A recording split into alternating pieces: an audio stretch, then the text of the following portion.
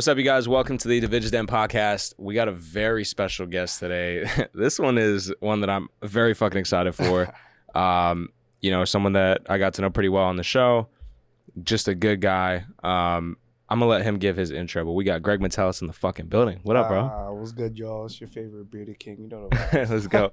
Put the mic a little bit, just to make sure. Gotcha. Bro, welcome to the podcast, man. Hey, thank you for having me, bro. Thank you for. I know it's been a minute. It's good to fucking see you. For the people in the world that don't know who you are, bro. Who is Greg Metelus? I'm just on social media, influencer, TikToker. That's really it right now. I'm gonna be a YouTuber.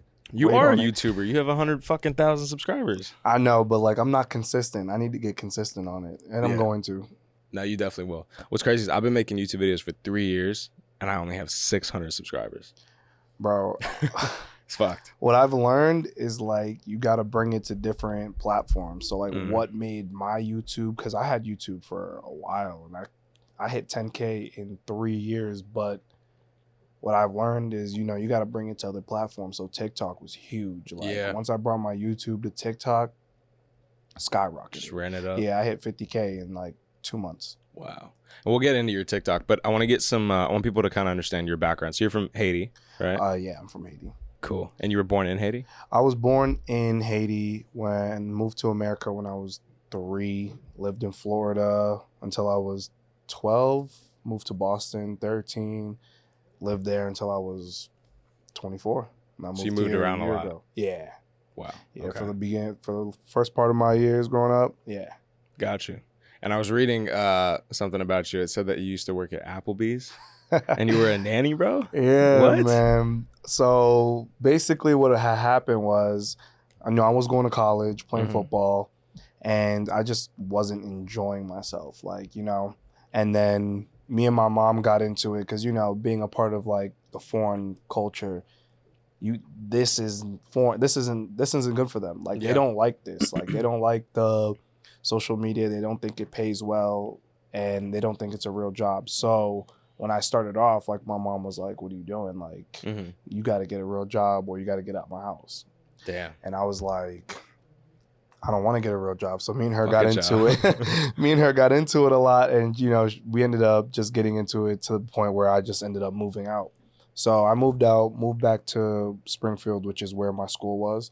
And I dropped out because I couldn't pay for it alone. So, yeah, I had to figure it out on my own. Wow. So, I didn't know nothing about anything. Growing up, my mom, no one really taught me how to move in life. So, I had to start from the bottom. So, Applebee's was the first start. Wow. Did that, kept working. Got into the YMCA gig, did that. And someone actually noticed how good I am with kids. And they were like, hey, we need you to come work at the school. So I became a substitute teacher, did that for a year. And that's when my Instagram started going up little by little. And then, obviously working with 7th and 8th graders in the hood, being who I am, it was it was a bit of an issue. So I was like, okay, I need to find a new job. And then, my experience with kids went so far back that even people wanted me to nanny. So I ended up nannying for a year. Well, you came a long fucking way from Applebee's. I'll tell you that. Yeah. So how did you end up in FBoy Island, bro? How does that happen? Honestly, it was a goal of mine. When COVID started that year, 2020, January, I remember I was laying in bed and I'm like, yo, I'm tired of this shit. I'm deleting all my social media and I'm starting over. So I deleted Instagram, Twitter, all that. Yeah. And started from scratch. And I'm like, this is how I'm going to take it. This is how I'm going to do it. And, I got into TikTok and all that stuff started moving. So I had a little goal board and it was hit 100K on Instagram, hit 1 million on TikTok. Crush that. Get on a reality show, make sure the Shade Room posts me. Did they post you? Yeah, they posted me 4 times that year. Wow. Yeah, so it was just I was hitting all the goals, and FBoy Island was my last goal. And I didn't know if I was going to get it or not. And then I got the call, you're on the show. Yeah. Pack your bags. You're good to go. That's crazy. I was like, bet. That shows the importance of manifestation, writing shit down. For sure. Looking at it and then working hard for it. Yeah. Because if you do that, I can't. I'm like a prime example. Like I literally, if you walk into my room, there's a huge board, and I still keep them just because that's like a memory. Like I did that like in a year. Yeah. So it's true. Like if you work hard and keep at it and be consistent, like you can do it. Do anything. Yeah, that's fucking amazing, man, and I love that. So when you get to the island, obviously I'm there too, and we're all seeing each other for the first time at the airport, filling each other out. What's going through your mind? Because for me, I'm seeing 27 guys. I'm like, what the fuck is about to happen? Like, there better be 30 girls when we get to this island. Facts. There was a tenth of that, bro. Like, what the fuck? Honestly, being at the airport, it was like, okay, there's some competition. Like, I guess for me, the only thing that stood out was like, no one has a beard like me. So I'm going to stand out. My whole goal, like, regardless of what happened during the show, was to stand out. Yeah. Was to make sure, like, you know, if people see me, they know that's Greg. Like, that's Metelus. They're not confusing me with anybody else. Yeah. So that was my goal. And I think you did, because you're very, like, when you're in a room with you, I feel like people know your presence. It's hard not to be like, oh, look, who's this guy? You know? Appreciate it. No, yeah, and it's whether it's the beard or whatever else, I think like you're a very charismatic person. So I definitely think, and I think that showed on the show too, for sure. So when we're starting to film, right, we end up at the pool house at the villa. Who catches your eye, bro? These three beautiful women walk out. Who are you looking at? All the girls looked great. Yeah. Their outfits were fire, but Nakia really caught my eye. Yeah. That was like someone I was like, oh wow, like yeah, I could go for her. Was it the walk? Yeah, it was the walk. It was the walk, and you know me, like I don't have a type, but when we like nitpick at what kind of girls I go for, I love me a Melanin Queen, like you know what I mean. That's what she is, man. Yeah, for real. So that was just like okay, yep, that's me. And then she gave me that look where it was like, you could pick instant me. Connection. So I was just like, all right, bet. Did you get a wristband the first night? I did get a wristband the first night. Okay. And it was from Nakia? Yeah. So what was that? Because I remember we had the pool party that first night. What was that initial conversation like with Nakia? It was a vibe. Like, you know, we talked about everything that I did growing up, everything that she did, and we realized that like we're both like in the same type of deal. Like we're both in the same lane. Whether it's like social media, music, it all goes hand in hand. Yeah. So we realized that we have a lot in common. Obviously, like me and her both love to dance. I think that showed throughout the show. Yeah. Yeah. So like that was something that really, I want to say, kept me in the game, was that our vibe from that first night was serious. And then, you know, we got in the pool, did like the little relay race. That was a vibe. So we really just vibed out that whole first night. Yeah. And then from there, I feel like, because obviously I was out episode 2. Because of Chris, fucking snake ass motherfucker. I call him out on every snitch ass bitch. I call him out on every episode, and I'm gonna keep doing that. So, good, you should. Fuck you, Chris. Nah, it was my fault. I probably shouldn't have talked shit. You know, it is what it is. But so episode 2, we have the water balloon fight. Yep. And Nakia picks you for the date. Yeah. And she said something like, "Oh, Greg's beard protected me," or some shit. Yeah. So what's going through your mind before that date? Are you nervous? Are you excited? Like, I'm not gonna lie to you. I knew she was gonna pick me just because like we were having so much fun that day. Yeah. Like me and her were shielding each other. Like I used her as a shield once, like, and she used me. Like she grabbed my beard. Like I picked her up at the end, and we ran up the sand like to the conch, all that stuff. So like, you know, I knew she was gonna pick me off the strength that she just had a lot of fun with me that day. Yeah, and she realized like I'm not as bad as she might think. Bad? You're not bad at all. I'm not bad at all. Nah. So how was that first date with her? Like, how did it go for you? It was cool. Like, you know, I'm one of those guys, like it takes a minute to open up. So for her, it was kind of like she's waiting for me to like express my feelings, and I'm not that type. Like I'm very much like I want to know you a lot more before I tell you everything. Cause you know, I'm not gonna lie, like I've been through a lot. So like for me to tell someone that, you got to be someone like who I really care for, who means something to me. Yeah. So for me to tell you all that information, like it's not easy. Sure. Does that apply in your friendships too, you think, like with your friends? Yeah, and like I've gotten better at it, because I remember when I was going through it, a couple of years ago, like my friends even told me, like, if you talked to us, like we could have helped you through that situation. Like, you know what I mean? Like, you didn't have to go through that alone. Like, you could have came to us and we could have found like something that could have put you in a better position than you were. And, you know, like, that's what made me kind of realize, like, I got to start trusting the people who I hang around with a lot. Yeah. Because if I'm going through something, they can help me. And if they're going through something, I can help them. Yeah. So, you know, that's something I learned. That's real shit. And me and J-Mott talked about this. And I feel like J-Mott is one of those people that, and that's Jared Motley for you guys who don't know. He's probably the most, like, vulnerable man that I've ever met. Like, the way that he spews his feelings, his thoughts, like, it's very just, like, rapid fire. Mm-hmm, for sure. And I learned from him, like, if you're just vulnerable, bro, and you just tell people how you feel, like, just that plain and simple, like, the amount of benefit that comes from that, even if it's, for example, tough news, right? Like, you're dating this girl, you fuck up, you say something that you're not supposed to, or you cheat. Like, being honest and just sharing it is so much more valuable than holding it in. Yeah. You know? And for me, I think that was, like, the biggest lesson from the show was, like, just be vulnerable. Like, yeah. And again, like, that's the same thing for me. Like, when I got back and people would ask me, like, yo, what, like, how was it? Like, what did you gain from it? And I'm like, yo, I gained 24 brothers. Deadass. Like, it wasn't like, you know, we were just some guys, like, chilling, goofing off, and then nothing else happened after that. Like, nah, like, we became family. Yeah. And if I really need something, like, my roommates, Garrett, Josh, and you, like, you guys were the ones that got real close to me. Yeah. So it's kind of like, yeah, like, I gained actual friends because I'm not someone who just, like, befriends anybody. You know what I mean? Like, I'm very much standoffish. Like, even, like, you guys can say it, like, I don't come out that often.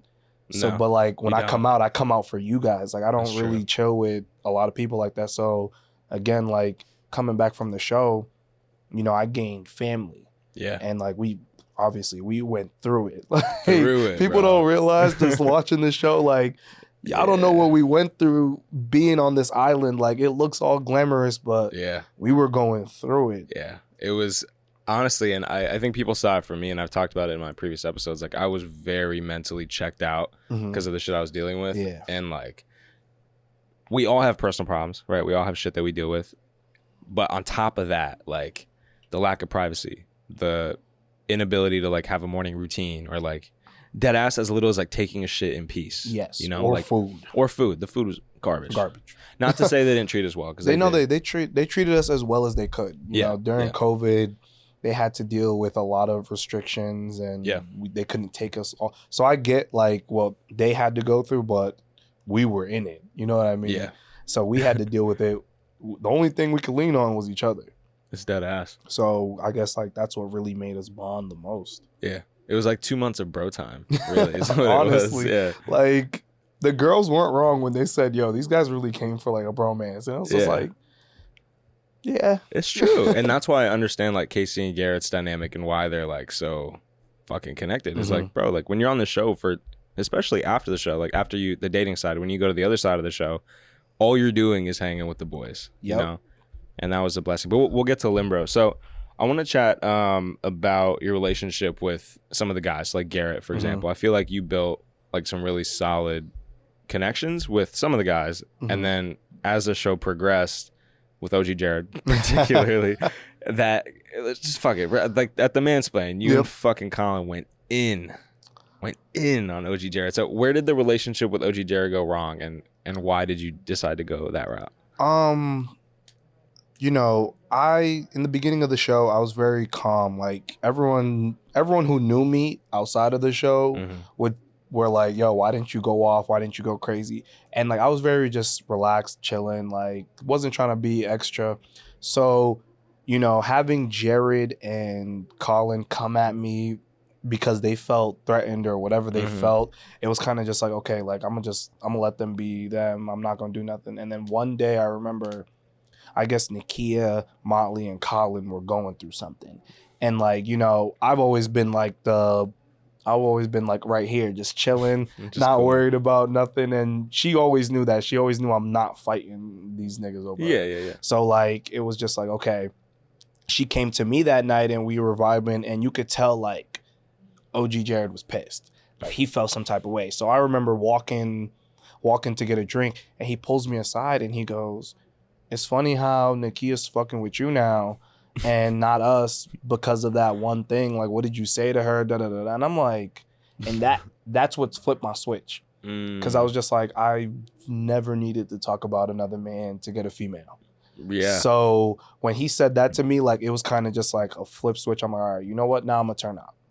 So that's, you feel me? That's when all that shit happened. And then, you know, like, they cut it out, but that's when that, like, scene happened where I almost fought him and all that stuff. Like, I was just tired of, like, them, like, trying to make me feel little, you know what I mean? Yeah. Because I was giving them that, like, okay, express yourself. Go ahead, go off. Yeah. But then when they started really pressing my buttons, I was like, all right, nah, I'm not. Yeah, I feel that. And that's when it got to a point when you were like, I think you were the one who said like 1,500 bitches in the DMs. Yeah. You really fucked him up there, bro. Caught him crazy. Did he really say that? Yeah. It was weird too, because I was just like, why? Like, and I get like where his head was at. Like, he didn't mean it in a way like, oh, fuck Nakia. Like, I'm gonna just, you know, I'm gonna be all right. It was more so just like, you know, I fucked up a lot. If I go home, here's the brighter side of things. Like, I'm going to have followers. I'm going to be able to do certain things that I couldn't do now that I can do after the show, you know? And then on top of that, I'm going to get a lot of girls. So if Nakia breaks my heart, it'll hurt, but I'll be good. Yeah, that's how he meant it. But I wasn't going to put it in that way. I just said, hey, this is what you said. And that's how he said it. So I was like... You really fired him up, bro. You and Colin both went at his neck, dog. Had to. Yeah. Had to. How was your friendship with Colin throughout did you guys stay pretty consistent? Like... Nah, me and Colin started off rocky. Like, we started off real rocky. And mind you, like, people don't know this because Matt was the one that exposed me, but it was Colin who told Matt that I have a girlfriend. Was it? It was. Oh, it was. He told me episode 3. Yeah. And like in private, like I remember me and him were just chatting because he started like getting in his own head, and I was just like, bro, I just came to him as like a friend, like be like, yo, you're getting a little emotional. Like, I'm gonna need you to, you're letting OG Jared just run with it. Cause at that point I was kind of just like, I just want to make it to episode 7. That was my goal. Like, we all knew my goal. And you did, right? You made it. Yeah. We all knew my goal in the room. You said it. Yeah, I said it. I was just like, I think you said episode 5. Yeah. Initially. And then I was just like, maybe I can make it to episode 8 or 7. So, you know, that was my goal. So I wasn't really worried about Nakia. Not to say she wasn't like someone who was cool with, but it wasn't really something like that I could see myself going for. So I was kind of just like, I don't want OG Jared to win. So whatever I can do to make OG Jared not win, I'll feel good. So I seen Colin like sad because, you know, they were setting him up. Like, he'd have a one-on-one with Nakia, and then OG Jared would have one-on-one with Nakia, and then be kissing Nakia in front of Colin. And Colin was getting all sad and walking away. I'm like, bro, man up. Like, come on. Step like, it up. That's what made our friendship really grow, was that one conversation where I was like, bro, I'm gonna need you to, like, you were supporting him. You thought he was the best person for Nakia. What about Fernando? Fernando, my dog. Like, shouts out Fernando. Yeah, he a good dude. Yeah, but he really is. It was that me and Fernando didn't have that relationship at that time. So like, I kind of really it was either me, Colin, or Jared, and I didn't want to win because if I won, I would have took the money. So it was kind of just like You would have? Hell yeah. Wow. Okay, we gotta talk about that. So, so obviously Nakia caught your eye. Let's backtrack. Nakia caught your eye. You obviously go for her. It seems like your relationship with her was maybe like slowly developing in the sense of like beyond friendship. And I think she said like she saw you more as a friend. What was limiting that for you? Like, why didn't you take it to that? Was it just you weren't interested in her? Or like, what was the? You know, just situation? A lot of things. Like, back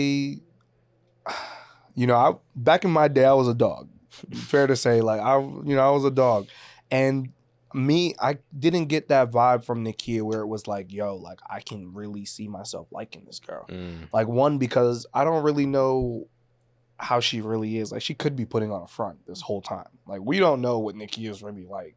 Like, now we could find out. But during the show, like, I'm not going to put myself in a situation where I don't know this chick and I'm going to just be doing all this on TV. Right. Nah, that's not me. Sure. So it got to a point where it was kind of just like, do I want to be a dog and like really just lie to her and just win just to win? Yeah. Or, do I want to be a good person and actually start changing? And what really made it for me was kind of like, my social media is based on like uplifting women. Like I love women. That's so awesome. like I uplift them. Like I make sure they look good before I look good. So that's my whole thing about it. And if I went on TV and started dogging a girl out, it would have been like, wait, but you're on social media. It would have been contradictory to your brand and what you do. Yeah. I already had a following before the show, so I already had an image I had to keep up with. That's true. A lot of people came on the show and they could have been whoever they wanted to,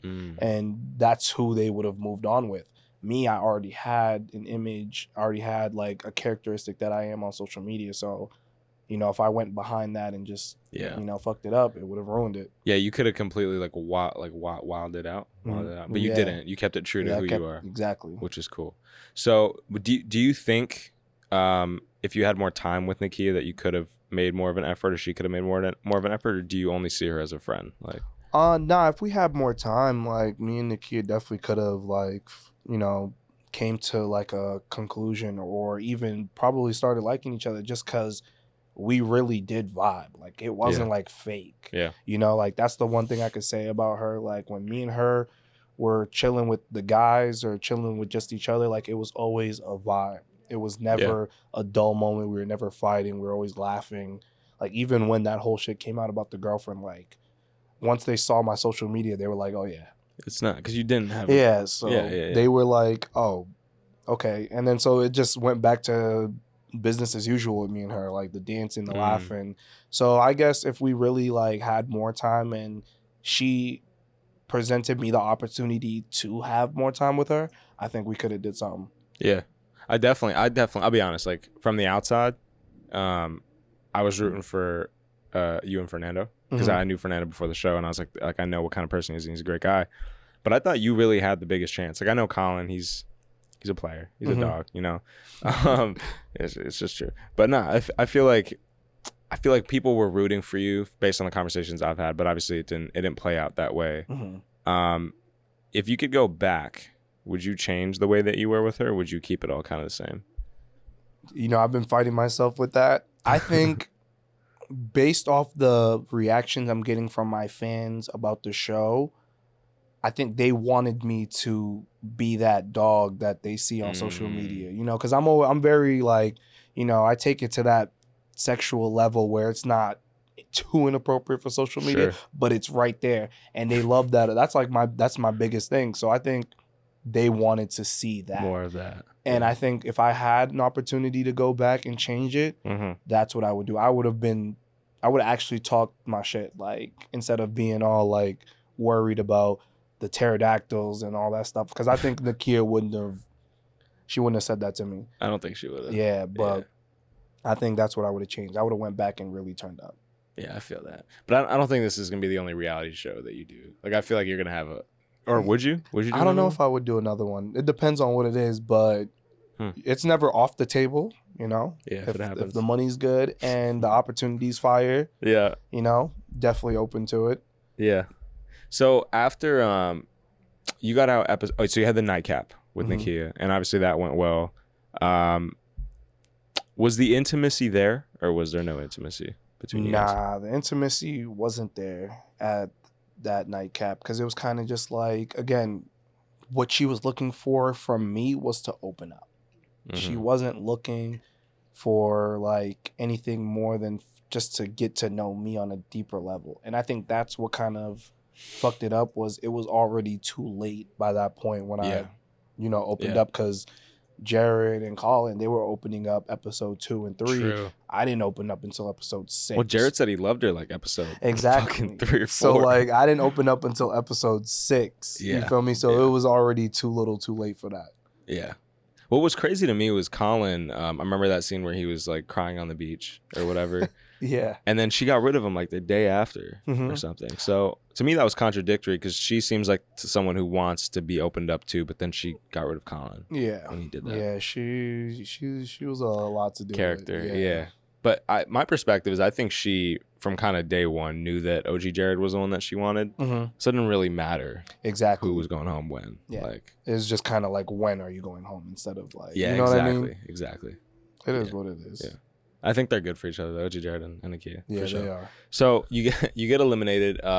Did you, when you went into that elimination, did you have any sort of, this was episode 7? Yep.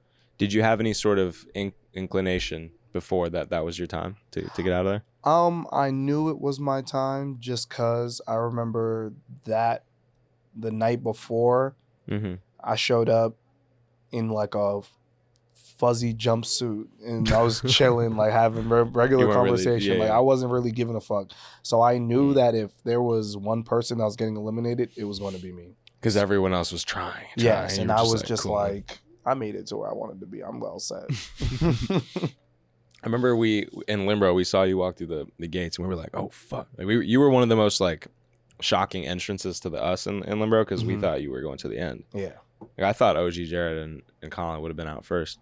But you get to Limbo. When you see the gates, like what's going through your mind? Are you like, what the fuck? Bro, I'm thinking to myself, this is some silly ass shit. Like I seen the F bus and I'm like, okay, like that was funny. But then I seen you guys like chilling in your dirty clothes. Yeah. And, like you telling me like this is my bed. There's a girl on the floor. Lucy, shout out Lucy. Yeah, right? That bitch. Like, I was like, this is some silly ass shit. And I'm dressed nice. So, like, I'm like, yeah, you got to sleep on that bed right there. I'm like, okay, y'all are doing a lot. Yeah. It was funny, though. I enjoyed seeing you guys. I think that's what, like, made the show that much enjoyable. Was like, okay, bet. Like, I'm going to be with the guys that I haven't seen in a while. And these were the guys that were lit. But you just didn't get to see that. True. Like a lot of the things on the show, like people didn't get to see like character development of a lot of people, and a lot of guys on the show were lit. Anthony is the first one that comes to mind. Anthony was lit. Peter, you, even Israel. Israel was crazy. Like they didn't get none of Israel's like I know reckless ass conversations. Like me and Israel had a really reckless sex conversation on camera, and I'm like, they didn't put that in there. Like, HBO Max, I'm thinking they need to step it up, fam. The first time I met Israel, he told me how to hold your nut for like hours and hours, and it's a simple like trick with your tongue, bro. And breathing. Yeah, like I was just like, okay, cool, I'm gonna try that. He said he's had sex with over 300 women. Yeah, Israel's a different man. It's a lot of women. Yeah. But no, Limbo was cool, man. What was it like filming with? Because from your perspective, for me, it was crazy, right? Like as someone who like did business before the show, and like, you know, you see people like Nikki Glaser on TV and you're like, oh, that's cool. Like maybe dope to like do something with them. And now we're in a situation where we're filming skits with Nikki Glaser on a fucking island in the UK.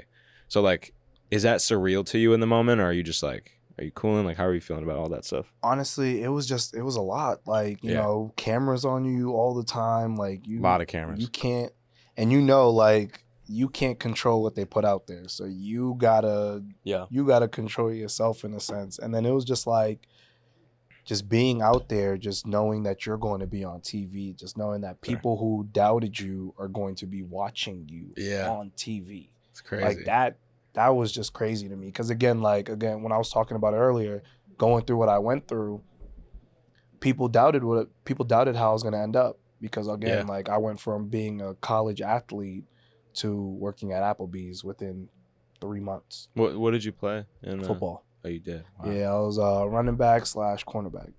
So that must have been pretty hard for you, like that transition. Yeah, because you know I had Mom Dukes taking care of me all the time, and then I went from that to having to fend for myself. Wow. So you know, like people doubted me. People were like, "Yo, he's going down a bad path. He's not gonna make it." Even my own family members thought I wasn't gonna make it. So. Wow. To show something and have like, you know, the social media, and then on top of that being on TV. Not just TV, bro. It's HBO. Exactly. So being on, shit. You feel me? So like, it's kind of just like, like I told you I was going to make it. Yeah. And you're 25. Yeah. It's not like you're, you know, it came quicker maybe than you thought, right? Yeah. Way quicker than I thought. That's fucking amazing. I love seeing that. And you're definitely like, as a Haitian man, I feel like you don't see a lot of Haitians, especially on TV. I think, is Rihanna Haitian? Or she's from Barbados? Nah, Rihanna is different. Trinidadian or something Jamaican, like that. Something like that. Yeah, but like what I was trying to get at is like people like you, Peter, myself, like you don't see a lot of Asian or even like Black or Indian men like on the front and center of TV, you know? So does that make you feel proud? Do you feel like you're putting on for your people? Like my mom, she's crazy. She's going crazy. Like people from Haiti support me, people from That's Canada, crazy. people from France, like they all just like we've like because a lot of them have been following me since before the show, so they're like we knew he was gonna do it, but I'm just happy to know that everyone else is seeing that he was able to do it, and it's also like it's good. Like you don't see a lot of things don't show black men thriving. It's kind of like they're doing something that they're not supposed to be doing. So it's kind of like, okay, it's great to see something that's, showing black excellence. Absolutely, brother. And I think you did an absolutely great job of that. I remember we were in the Caymans and people there were recognizing you. Yeah. Which is crazy. Doesn't that like shock your mind, bro? Yeah. I'm still not used to it. Don't get me wrong. Like I love it because it shows that I'm working towards something and it's working. It's working, yeah. But it's also just like, damn, like at one point I'm not going to be able to go anywhere and get away with shit I used to get away with. True. Because like I remember just walking in the streets with one of the producers and someone caught a flick of me and posted it on Instagram. Oh shit. And HBO hit me up and was like, yo, like and I'm like, I don't know this person. You guys got to realize like I have like 3 million followers. Yeah. Like I don't know where they're from. So if they see me on the street, they're going to snap a flick. That's crazy. So they were like, oh shit, like so you gotta stay in the crib, like we can't take you on the streets. Wow. So I was like, okay, that's fine. That's But insane. It's dope though. I love it. It must feel nice. And I remember even like in LA, like in Santa Monica and shit, people come up to you and they know who you are. Yeah. What's like the general response from people that have seen the show about the way that you played it out? They love it. They love it. Yeah, and I was scared. I'm not gonna lie. I was very scared about how they were gonna take it or how, it was gonna look. But nah, they love it. I haven't gotten a bad response yet, so I hope that keeps going. That's fucking amazing. Now, obviously the whole purpose of Limbo was like to come out as like a changed man, like a reformed FBoy. Yeah. Are you still a fuckboy, bro?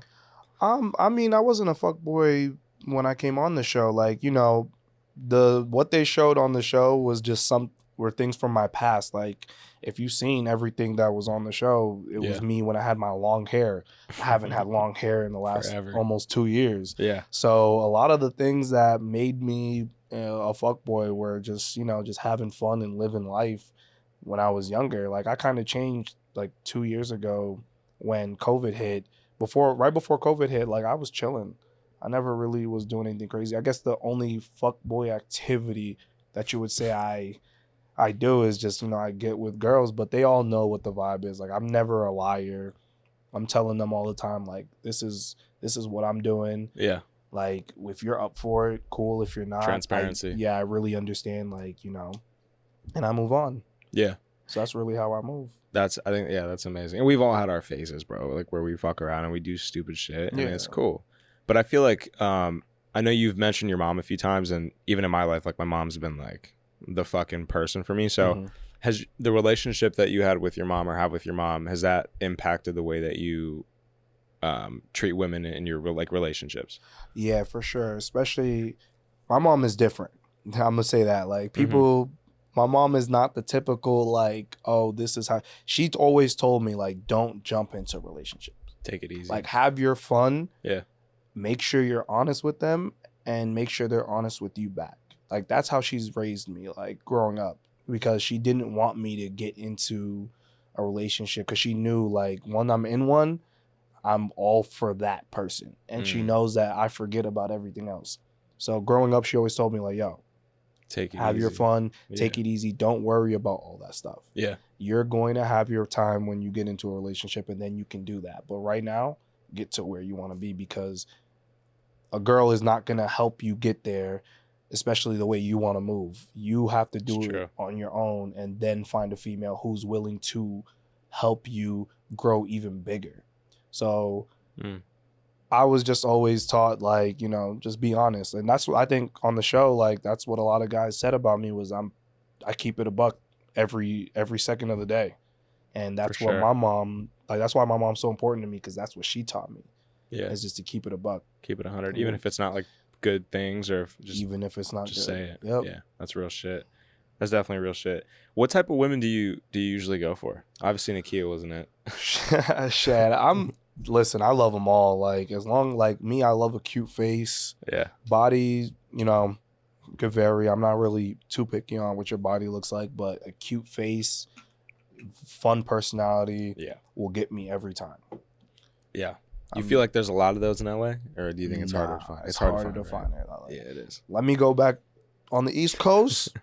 Easy pickings. Here it's hard because you'll see like once like the show starts really popping and you getting all these followers, like a lot of the girls in LA will fuck with you because you got followers. Like they don't really care like about anything else. And I'm just like, I get that, but you're not about to use me for clout. Like if you wanna mess around, that's cool. But again, even then, like the girls here like don't have that much personality because they're all chasing one thing. Yeah, I think it swings both ways though. Like I could see it from a female perspective. Like all these dudes, all the dudes care about is clout. Like it's LA in general. Like it's just people. Energy. Yeah, and but you'll find those girls who are down to earth, who are vibing, who don't care about that stuff. They have it, but it's not something like that they care about. But it's hard to find because there's just so many girls who care about it, who are up front, front and center. It's true. And then the girls who don't care about it are in the back chilling, but you got to dig through that to find them. That's facts. So, and that's what I've realized is like you can't expect to go to the club and meet your person. Like you'll find them at the gym. Yep. Like the girl I'm talking to now, I found her on Clubhouse, like the app. Clubhouse is lit. And I'm like, if she's in there like listening to how to get better as a person, like that's the kind of person that I want, not some chick at the club. But yeah. So what's next for Mr. Metelus, bro? What do you see? Obviously, social media, you're fucking bodying it with TikTok and Instagram and YouTube. What do you think is next? TV show. No, TV show. TV show or a hosting gig. That's for sure something I want to get into, whether it's small, hosting like college events or hosting a TV show. I could see you doing, what's that Nick Cannon show? Oh, Wildin' Out? I could see you doing Wildin' Out. Hey, man, Nick Cannon want to take me under his wing. I wouldn't be mad. Definitely see that. But yeah, like I definitely want to host a show or, a guest appearance on a TV show. Yeah, Power. Yeah. Outer Banks, like those type of shows. Like I would love to just, even if I get killed within the first 30 seconds, as long as I get, some screen time, I'll be all right. So that's like my next goal. That's insane. Looking back on kind of the whole experience, like as a whole from day one, arriving to the Caymans to leaving and everything, is there anything that you wish you could have done differently, anything you would change, or do you think it played out how it was supposed to play out? Nah, I think it played out how it was supposed to play out. Yeah. I came in very much like, I'm going to get on here, do what I got to do and go home. But it ended up being like just probably one of the greatest experiences of my life. Like, again, you don't meet 24 dudes who are down to earth, who rock with you on a level that we rock with each other now. Facts. Like, the group chat. The group chat is funny. To us just pulling up on each other, chilling, like, it's just, you don't see that often. You don't get that. A lot of people won't get that. Yeah. Like 24 guys that you can talk to.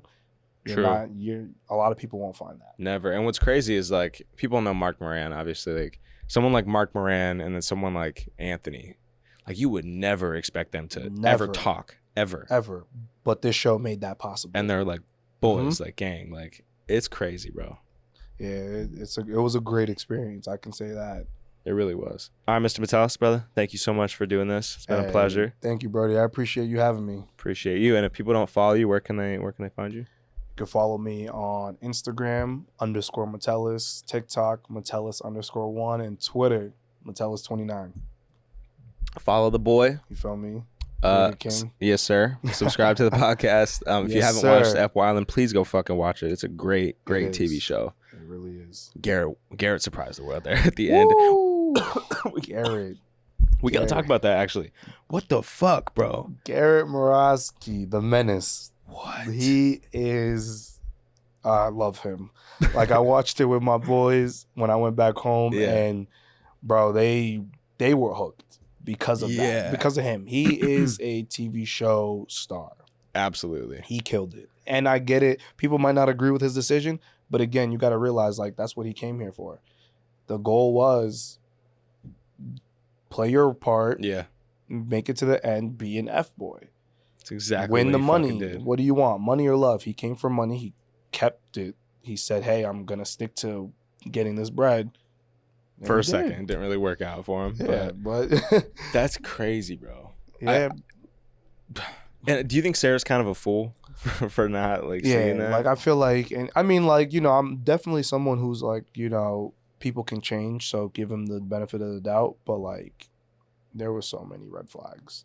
Yeah. Like, Garrett was very much like a red flag, a walking red flag. It doesn't get brighter red than that. For me, it was the painting. I don't know if you saw the painting date. The painting. The dollars, like all that. Like, you know, she wanted to take a risk. Yeah, she definitely took a risk. She wanted to take a risk, and you know, it played out the way it played out. Yeah, no, for sure. I was definitely surprised. All right, I guess we'll wrap it there. Thank you guys so much for tuning in to the podcast. Make sure you guys subscribe, smash the like button, turn post notifications on. Follow Greg, follow your boy, and we got Nakia, CJ, and Sarah coming on soon. So stay tuned for those episodes. It's gonna be fucking lit. Yes, sir. Bye.